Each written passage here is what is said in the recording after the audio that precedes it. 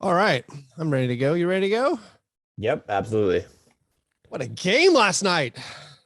That was all sorts of fun and a little confusing. Yeah. Are you all good if I'm probably gonna keep it kind of broad. We can go in kind of hard on the Warriors game and then I'll keep it a little broad for the off season. Just I feel like you have all that information at the tip of your tongue, right? Yeah, I Uh, think we're all in off-season mode since most of the leagues there already too, so that's good, not a good. problem. Okay, cool. All right, here we go.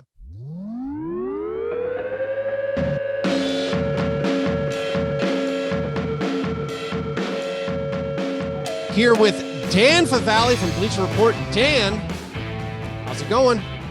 I am doing spectacular. How are you doing, Keith? I'm doing really well. Thanks for asking. I feel like I'm buzzing. I'm like still on a high. I don't know why I liked that game one of Warriors Celtics. I mean, I guess I'm a basketball fan. Like I don't have a big rooting interest, but like it was amazing. I also think about my self-reflection of like I never used to, maybe for so long, I checked out a little bit in the finals. Maybe it's I was tired of the reign of terror of these super teams, of the LeBrons and like the Lakers and whatever. But like now, maybe, hey, it's a different two teams every year. It's super exciting. They're fun squads. I mean, I know, yes, the Warriors are a dynasty, but it feels fresh. I mean, are you similarly invigorated on this Friday morning? Yeah, for sure. I think it helps. Like towards the middle of the second round on, we didn't get a whole lot of great basketball games, and to have one right off the bat That's partially in true. I hadn't thought of that aspect. Yeah. in game one of the finals, to get that is huge. And there's like all of a sudden this vulnerability to the Warriors, who felt inevitable for so long, have that 2 year gap. They're sort of back, but to see Boston come from behind after trailing by 15 and just not, looking all that great for points, but still sort of hanging around. That game was just highly entertaining, and to even see like the sort of like tug of war that was going on mid games with the different lineups they were trying to get away with. Some on the Warriors' part more egregious than others. It was fantastic, and I'm ready, and I hope that we can order 6 more games just like those. Also, like that fourth quarter from the Celtics, which is just insane. The knocking down all their 3-pointers in the fourth quarter, scored 40 points, outscored the Warriors by 24, which tied the St. Louis Hawks for the biggest margin in any finals quarter. The Warriors now have actually had a couple of these quarters this postseason, because the Grizzlies did the same thing where like they kind of, I don't know, trounced them up and down the court for one quarter. It's a little weird where this is a team where, they're in the finals. A lot of people think they're going to win the finals. They've had these moments now in the postseason a couple of times. Is it nothing more than like the NBA is nuts now with 3-pointers, or is it actually some kind of, hey, when the Warriors let go of the rope, they really let go of the rope? Probably a combination of both. I mean, it was weird seeing them kind of come undone, not in the first quarter, which was like their calling card for so long in the postseason. I look, credit to Boston's defense, and then even don't consider myself a prisoner of the moment type, but I was getting confused as to why Jaylen Brown was so up and down. And then to see his fourth quarter numbers for the postseason and what he actually did in that fourth quarter against Golden State, hitting tough shots, he was making really good passes. So I think for Golden State, they definitely need to make some adjustments to the lineups they're playing. Draymond and Andre Iguodala cannot be on the court at the same time, and they definitely can't be on the court with Jordan Poole. That definitely cannot happen when Steph Curry is also off the floor. So I think there's tweaks there, and I know this is part of their base defense, and I'm not super X's and O's, but like you can't leave these shooters that wide open if that's what they're hitting. Like you don't need to overhelp that much against some of Boston's drives. And so I'm interested to see if we see any adjustments there. But the NBA, to your point, is absolutely bonkers at this point. I know people painted parity almost as kind of boring at one stage of the playoffs. I very much enjoyed it. And to see a game where a team like Boston, down 15, hasn't been in the finals before, anyone on their roster on the road, just to come back from that, just one of the more riveting, I think, openings to the NBA finals that I can remember in recent memory. Yeah, going to the parity thing, I remember at least thinking about it in the conference semifinals that like there's 8 teams left. It's not unreasonable that any one of these 8 teams with a bounce here, a lucky break there, like could end up winning the title. And like I love that, I guess, as a basketball fan, that it does feel like there is an opening for anyone. And then as far as like the 3-pointers, I guess we have to mention this is an NBA Finals record for the most 3-pointers made by both teams. 40 3-pointers, 40 for 86, which is that's like, what's that, Grinnell College? That college that broke all the rules back in the day, scoring 180 points. Yeah. I mean, it is just nuts. We'll get more into the finals in a second, but in my exuberance, I've overlooked asking you about your breakfast. I'll receive hate mail if I don't rectify it. As we talk on this Friday morning, have you had a chance to have breakfast? Yeah, normally when I know I'm coming on the show, I try and be a little bit more creative in what I'm having, but I was so pressed for time that I scarfed down a protein shake and 1 scoop of greens. So if anyone's going to get a hate mail, it might be me. What makes up a scoop of greens? I have, honestly, I don't even know why I have them, but just to try and make sure that I get a serving of fruits and vegetables in there, I try to have one every morning. So I'm really bad at remembering to, because I'm a child, apparently, I'm very bad at remembering to have that stuff throughout the rest of the day. So I will. I mean, is this a container that just says greens? I'm coming from a level of ignorance here.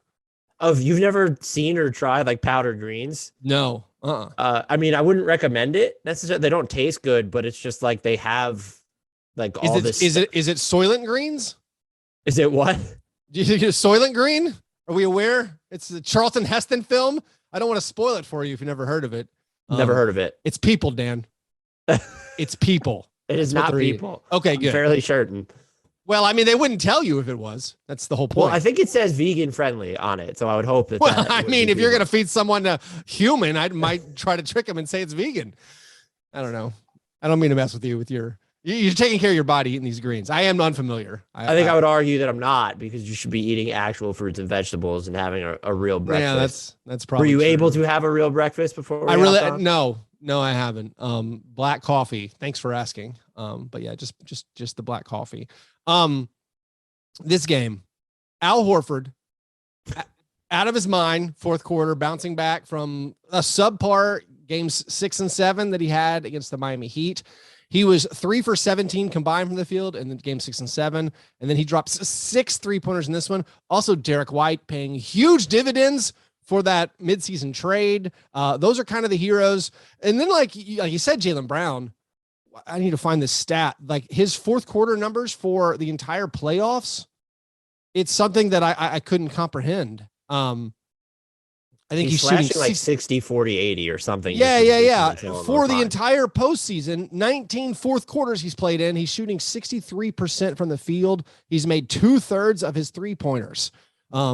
Actually a better 3-point percentage than free throw percentage in the fourth quarters for Jaylen Brown. Yeah, that's actually not surprising given how poorly now that I'm thinking about how he shot free throws. Yeah, he entered the fourth quarter. He was just, I think, he was 6 for 17 through 3 quarters. Jason Tatum was 3 for 14 through 3 quarters, and the Celtics were down by 12, and then obviously win the fourth quarter by a bunch. Jaylen Brown is huge.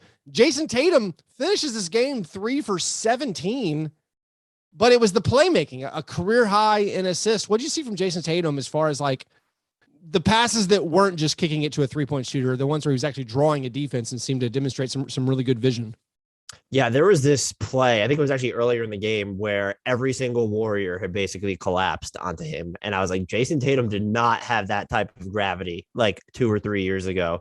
And the passes he's making are like not even the simplistic ones. Like, yeah, there's the base reads, but like they're not always just like this one pass away guy when he's finding those shooters. And that's huge. And I think you mentioned his 3 of 17. I know, Draymond basically parried this after the game. The guys we left open were by design and they just made their threes. And it's like, okay, but Jason Tatum's going to have a better scoring game at some point. Al Horford's going to come alive maybe earlier in a game at some point. And so I don't think it's just as easy as, the guys that are, Derek White, Peyton Pritchard, like Al Horford, like they made their threes. So that's why the Warriors lost. And that's going to change. Jason Tatum's game is a big part of it. I don't think even last year he would have made such an imprint on a victory while shooting the way that he did. Just looking at his defense. And then again, as you already mentioned, his passing was absolutely off the charts. Yeah. I also doubt some of the things Draymond said. He also was like, we were in control, for like most of the game. It's like, well, I think you could argue when Steph goes off for like 1 trillion points in the first quarter and you're not up by, 80, that you're probably not in like the most sound Yeah, position. I think when you're losing in halftime, you're not in control. Yeah, Steph, we should say finals record, 6 3-pointers made in the first quarter. He finishes with 34. But Draymond with I know Draymond's impact is never totally captured, usually in the box score numbers. But the man fouled out, missed all 3 of his free throws, and was 2 for 12, which is just a eye-opening combination of failure. Like that's hard to accomplish. I think it's okay to say it's a failure too. It almost feels like because Draymond is so valuable on the defensive end, or he can do a lot of other things offensively other than score, that we're hesitant to say that he is bad on offense. He has been borderline detrimental on offense for long stretches this season, this postseason. They need to get the ball out of his hands. Like that's just not the way to run, even whether you're playing with Kevon Looney or Iguodala, or whether there's actual 4 shooters on the court. I don't think their offense is best with Draymond having the ball in his hands. The Warriors run those split actions to death. Those didn't feel like they were very productive when he was involved. I think we saw there was like once or twice there was the easy plays out of the Steph Dre pick and roll. So you can of course run that, but I would almost rather have him like borderline stationary without the ball at this point. And I know that there's value in taking those threes, and that he's not the best finisher at the rim or the best floater shooter or really the best at anything on offense aside from passing. But I'd probably rather see him try to attack Boston's length when he's left that open, or just keep the ball moving at this point, because I think he even said those threes felt good, like being on court. Awesome. None of them went in. Yeah, I was like, I don't know what to make of it. You mentioned the thing earlier about Iguodala and Draymond playing together.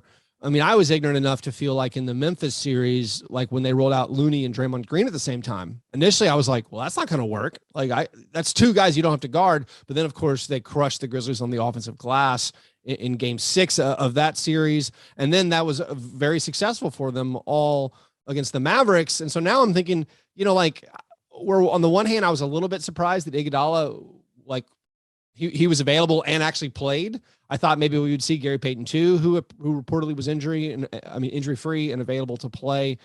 So like, I'm not going to totally discount that like Iguodala and Draymond Green can't figure it out, but I was a little bit surprised that like Looney wasn't dependent on as much. And I don't know if it was maybe it's just an avalanche. Like if your opponent makes 9 3-pointers in a quarter, maybe there is nothing you can do. I mean, Draymond intimating like we chose to leave some guys open. Like the threes weren't even that totally open. It was just like, it was good off. It felt like good offense, and the Celtics, you make half of them. But I'm real interested about the Warriors. Like you talked about that adjustment. Like if they're going to change this lineup, it feels like now with Iguodala healthy, like, do they have too many options? Is it like that thing where Kerr's like, I don't know exactly the right depth pieces to end up using? Cause like Otto Porter was essentially amazing in this game, yet they got creamed when he was out there. I don't want to put it all on Jordan Poole. I'm just at a loss. Like, I don't want to overreact because I think the Warriors squad is really, really good and I can see them having success. But like, is there anything else that like going forward that the Warriors should take away? Or I don't know. I'm almost leaning towards Draymond being like, things are okay. It's not that big of a deal. But like, what's your, what do you think they need to take care of? I think it's important to take that stance because this isn't the end of the world, and the Warriors have been in worse situations than losing a game 1 that was eminently winnable for them. But I think, one, you mentioned Gary Payton II, unless there's just like, I haven't seen anything about another injury or that he wasn't ready to go, you just play him at this point because he's probably going to give you harder, smarter closeouts on shooters if you're going to send him away from them. And then the Jordan Poole thing is interesting because you can't just cut Jordan Poole's playing time. That's not how this team is built. But if he's going to be that, targeted on defense and his offense isn't going to be going, you do start to get into some iffy conversations. I'd be in favor of more Otto Porter. I didn't even look at his plus minus, even if they were hammered with him on the court last night. I'm not sure if they were trying to bring him along too slowly. I think the point you made about maybe they need to button up their rotation and have too many options is going to wind up being salient. Something else they could try is Boston relentlessly went after Steph and Jordan Poole when they were on the court defensively. Can you stagger those two a little bit more, which means getting away from, the pool party, liquid death lineup, whatever it's called now, played 3 minutes and got outscored by 9 points. And I'm not going to read too much into that, but like they've had their highs and lows throughout the postseason. And so do you get away from that where maybe Otto Porter is the answer if you want to downsize a little bit? So I'm looking at this. Otto Porter played 23 and a half minutes, and I think that's literally his cap. Like I think they have like a very hard cap that he can't play like over like 24 minutes or something. So I mean Jordan Poole, everyone, Joran Poole, as John Burke calls him, the no D, obviously, he was so electric on offense that it didn't matter what he did on defense against the Mavericks and for most of this postseason. But you just felt it like last night that like, all right, I don't know, man. Like, I don't know what the formula is. Like the dynamism he adds on offense against the just like less than zero on defense, like a Right. just a screaming negative. Like just stay on your feet one time, man. Like just don't go for the pump fake. Don't get blown by one time. It was a mess, and whatever. It's gonna be an awesome series. It was an awesome game one. I'm very excited. But you know what I like maybe as much as exciting finals games? It's dreaming about the offseason. I don't know why I have that affliction. I love player movement. You're one of the best at covering this player movement. You're also one of the best at dreaming up hypotheticals for what the offseason could look like. Over at Bleacher Report, you're always writing stuff about like, here's the 72 trades I would love to see. So going ahead, looking into this offseason, what is like the biggest thing for you? Like maybe the most interesting player or team that you like, you feel pretty sure something's going to happen. Like someone's going to relocate, or it could be a free agent. Like what's the most interesting thing to you right now? Well, one, thank you for the kind words. That's nice to hear after reading comments for some reason. I still haven't learned not to read the comments. You gotta not read the comments, Dan.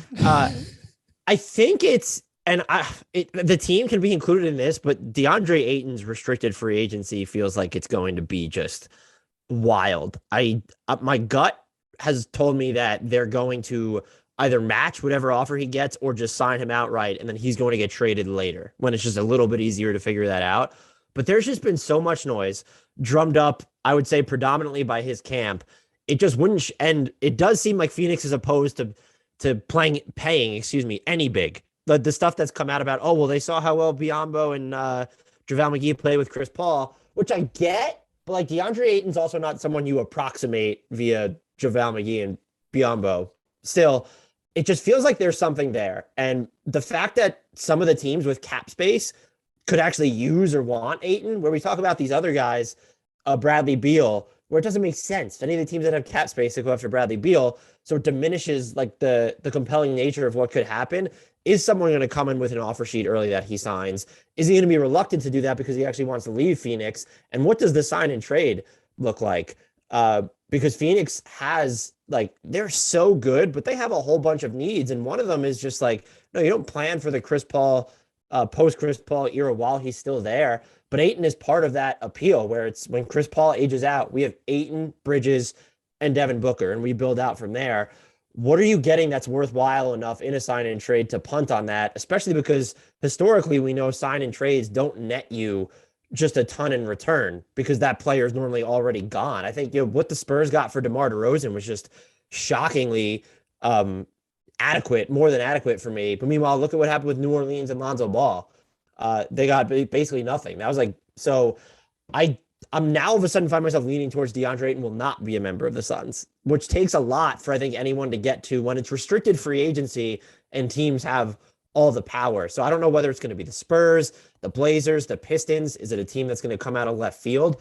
It feels like this might be trending toward a sign and trade that will, of course, when it's reported on like June 30th, 1 minute after free agency starts, it'll have come together that quickly without any preamble behind the scenes. Yeah, I'm most interested, I think, in like the Pistons. If the Pistons say we're just going to do it, either we're going to drop a full max and force the Suns' hand, or if they work out some kind of sign and trade. And I could see both sides to that. Like, I'm not a huge Jeremy Grant fan, and every time I see the reported like asking price of Jeremy Grant, I'm just like, what? Like the man's on an expiring contract. I don't think he can be a top 3 player on a good team. And yet he seems like he wants to be a top 2 player on whatever team he's on. It's like, that's the wrong math. But like, it seems like if the Pistons could just do like a sign and trade, just like would the Suns rather have Jeremy Grant? And also then I think the Suns are sort of onto something where like, what's the history of like paying a center max money and then competing for a title hasn't happened in a long time. I think like Mark Gasol was making the max when he got traded to the Raptors and they won the title, but like, it's not a big history of like, this is one of this is your full salary slot, max going to the Suns. So like, it does seem like Ayton could be on the move. Maybe the Suns can get something out of it. And, if you're going to pay, you're paying Booker, you're paying Paul, you're paying Bridges, and then possibly if you're going to end up paying Cam Johnson, well then, all right, if you have to prioritize, maybe it is finding a different big. So I have some sympathy with the Robert Sarver led ownership there. I'm being like, we don't want to pay this guy. We don't want to do that. So like, yeah, I'm with you. That could be interesting. I'm also, what do you think about like the Zach LaVine stuff where like Zach LaVine acting like he's a total free agent? Like could the Pistons also be like, hey, we're going to like, for some reason would Zach LaVine want to be like, all right, I want to go to a new team and get this massive big offer? I guess being an unrestricted free agent, he can do whatever he wants. Given his injury history, including what happened towards the end of this season, if the Bulls are offering him 5 years anywhere near the max, I do think in his case that, at someone his age, I think you can make the argument that 50 years overblown. We know that players can reach free agency sooner now. The way that extensions work, you can recoup that money over the longer term. If they're not, sort of being cute with their negotiations and trying to get him to sign for noticeably less than the max, if the 50 years on the table and it's anywhere near max money, I would expect him to sign it. And I do think that's what we're trending towards, unless the next CBA addresses it, is that stars are very much going to say, I'm going to get my guaranteed money and I'll figure out how to get out later if you actually want to get out. So I don't buy into the Zach LaVine chatter just yet, but for people who are fans of chaos, they'll be happy to know that I'm wrong all the time. Who are the other like most interesting free agents for you, or just guys who you think are definitely going to move? Like Zach LaVine moving would be kind of a surprisingly big deal. I don't believe Brad Beal, necessarily is going to move. Like, are there any even lower tier ones where you're like, I'm actually really intrigued to see where that guy ends up? Yeah. So the two that stand out to me are, the first one is Colin Sexton, just having an injury, Cleveland's success without him. There seems to be this division within any basketball circle of what he's worth. And I think it was Zach Lowe who said this, that Colin Sexton might have had the most disrespected 24 points per game season in NBA history. He shot 37+% on threes, better than 50% on twos. I get he's not a lead guard. His defense is pretty bad, but there's some on-ball moments that you can at least point to where you don't think he's Jordan Poole, Tyler Hero-esque there. At the same time, speaking of Jordan Poole and Tyler Hero, are there extensions at all going to be baselines for him? Or what about Anthony Simons when he goes into restricted free agency this summer? They're all different players, but they're all those like not point guards who are also guards, but they're not big enough to be twos necessarily. So he's super interesting. And another guard, I don't know that he's going to leave, but when you start to tick down the list where it's okay, if we think Jalen Brunson's going to go back to Dallas, even though his dad is now working for the Knicks, and we think that Colin Sexton, no one's going to want to pay him, or he's going to stay in Cleveland, is someone going to like pay Tyus Jones? And is it going to be the Grizzlies? He's instantly becomes like, he's a top 3 point guard on the market. If not, I mean, if you don't consider Sexton a point guard, and you shouldn't, he's probably top 2 point guard on the market after Brunson, because I mean, Kyrie doesn't count. Like, Kyrie doesn't count. So he is so just sound at game management, not turning the ball over, a defensive pest. There's going to be teams with starting minutes that are going to, I don't know if there'll be teams with cap space, but like a Detroit, what is the harm in giving him an inflated short-term deal to play alongside Cade Cunningham? That makes a ton of sense if you're not able to land or draft a bigger fish. I mean, I like Tyus Jones. I don't want to act like I don't like Tyus Jones, but if I'm the Pistons and it's like, I could have, like, if Corey Joseph opts out and is like, I want $8 million, it's like, all right, I'll give you $8 million for 1 year. I don't know if you need to invest in like a Tyus Jones. I feel like if you're starting Tyus Jones, like that's not your long-term, like you're automatically going to be thinking like, how can we make this position better? Going back to the Colin Sexton thing. Yeah. Like the year he had 2 years ago, regardless of context, there's something to be said for dropping 24 a game on really good efficiency. Like that's like, why isn't he better? Why are people more confident in the Tyler Heroes and Jordan Pooles. Like Jordan Poole's playing alongside Steph and Draymond and Klay Thompson. I know he's this unbelievable microwave scorer, but like if you put him on the Cavs 2 years ago, is he going to be that efficient? I would be stunned type thing. So like, I don't know what to do with him. He's one as a Grizzlies fan, Sexton, where I'm like, all right, if Tyus Jones and Kyle Anderson move on, why not give him? I mean, I guess a restricted free agent offer sheet, you have to give him 3 years. That's 1 year too many than I want to give him. But it's like why not just see what a huge microwave scorer can do? Yeah, he's a really interesting player that we've like basically him being out all of last year. We didn't have a chance to see. We kind of forgot about him, and it seemed like the Cavs moved on. I mean, like if I'm a Cavs fan, like I would much rather keep Colin Sexton than Karis LeVert. Maybe I'm just a weirdo. I think I'm with you. Yeah. What do you think about kind of wrapping up the there's like these dudes who there's bigs available, and maybe this is what like the Suns could be thinking. There's like Mitchell Robinson a couple years ago.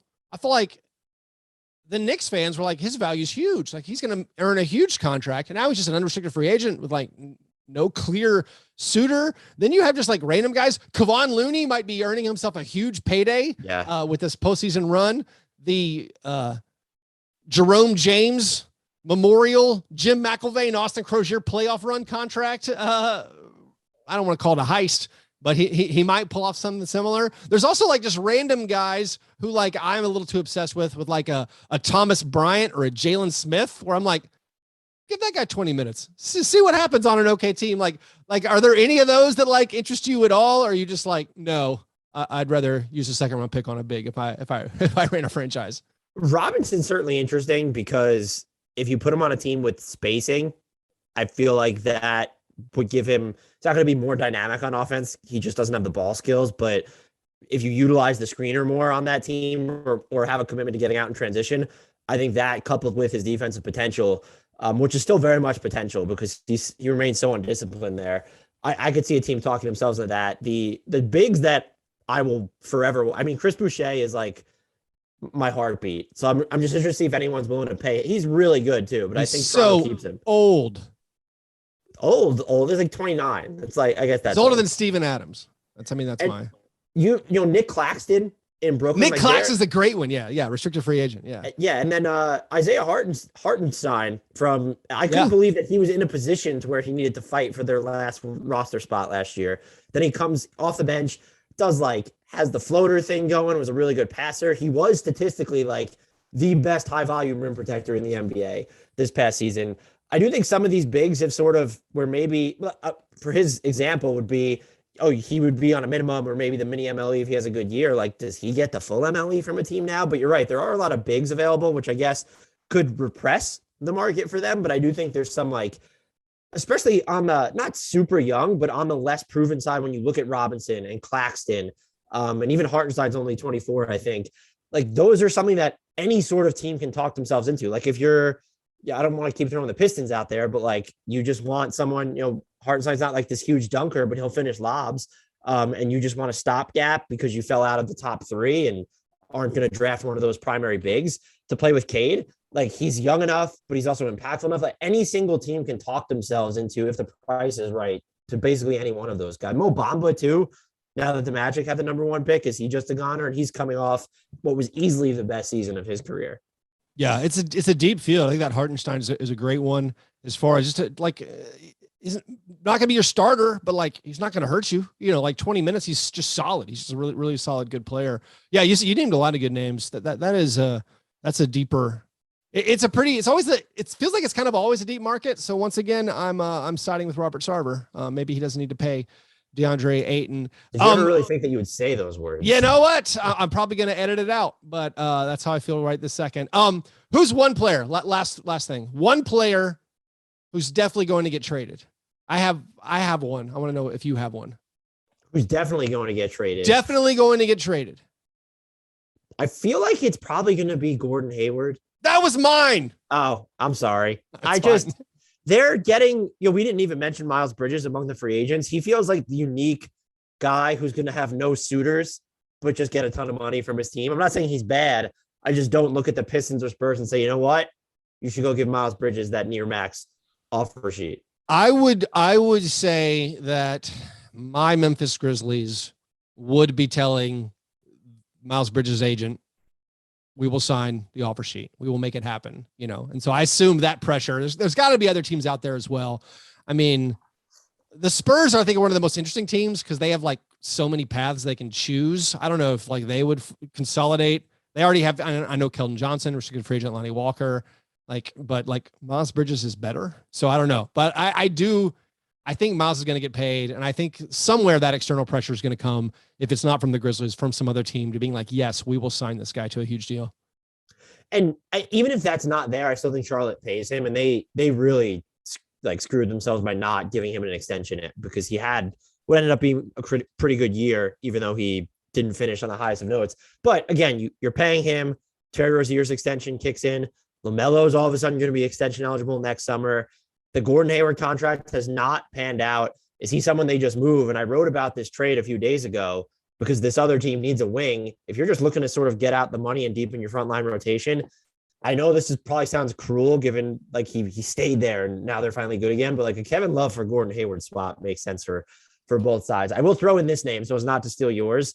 The Hawks are going to do something. I don't know whether it's going to be good, stupid, but it's going to be seismic.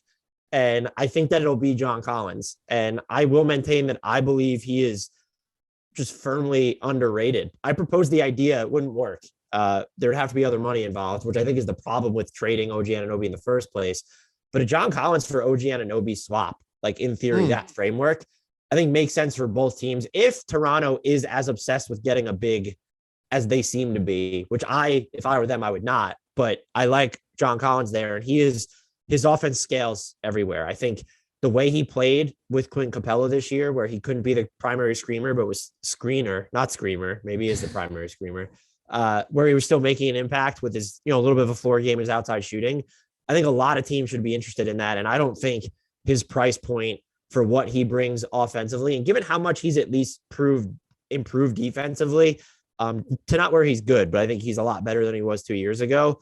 That's a name that I would keep an eye on. It's just weird because he's a name, like, are you getting picks and young players for that? That's kind of counterintuitive to what the Hawks want to do. Is there another big name that becomes available where you just sweeten the John Collins offer? But he seems unhappy with his usage this season. That name's been floating around the ether for what feels like basically since the Clint Capella trade. And so I think there could be I'm more confident that Gordon Hayward would get moved, but it feels like there's a pretty high chance John Collins could as well. Yeah, he's a guy I even highlighted over on Grits and Grinds is like, if we're making a weird trade, I would try to go find John Collins because I like the pairing with Jaren Jackson Jr. The thing that confuses me about the Hawks, and I know everyone is always stumped about the Hawks, especially after their disappointing last season, I feel like all the on-off net rating swings, all the lineup data says like the Hawks are awesome when Trae Young and Bogdan Bogdanovic and John Collins and Clint Capella play together. And you're like, well, they play together a lot. Why weren't they good? So like, I'm still like, it's a mystery to me where it's always like, yeah, this team's dominant when Capella and Collins and Trae play together, yet somehow they're not winning enough. Well, anyway, Dan, thanks for dropping in. Any of you guys out there want more of this offseason talk, definitely go to Bleacher Report. Just look you up by author. It's real easy and have all your stuff there. But anyways, thanks for stopping in, and I look forward to you coming in again sometime. Most definitely. Thank you for having me as always. I'll talk to you soon. Whew. All right. Thanks, Dan. No problem. That was fun as always. Thanks for having me. Appreciate you. Have a good day. You too. Take care.